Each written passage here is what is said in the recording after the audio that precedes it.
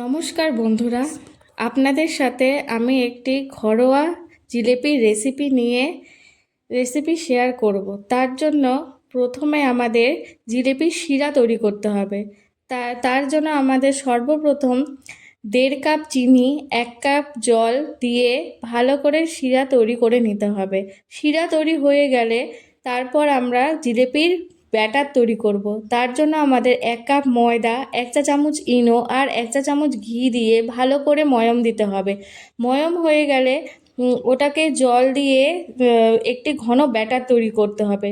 ব্যাটারটি তৈরি হয়ে গেলে আমাদের আমাদের একটি ছোট বোতল নিতে হবে, জলের বোতল নিতে হবে। বোতলের মাথায় একটি ফুটো করে নিতে হবে।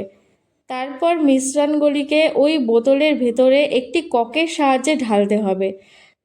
তারপর গ্যাসে ফ্রাই প্যান বসিয়ে ওতে তেল গরম করতে হবে। তেল গরম হয়ে গেলে জিলেপির আকার দিয়ে একে একে জিলেপিগুলিকে ভেজে নিতে হবে। ভাজা হয়ে গেলে গরম জিলিপিগুলিকে শিরাতে ফেলতে হবে। কিছুক্ষণ শিরাতে ফেলে রেখে রস ঢুকে গেলে আমাদের জিলিপি রেডি হয়ে গেল। তো বন্ধুরা, আমার জিলিপি কেমন হয়েছে আপনারা কমেন্ট করে জানাবেন।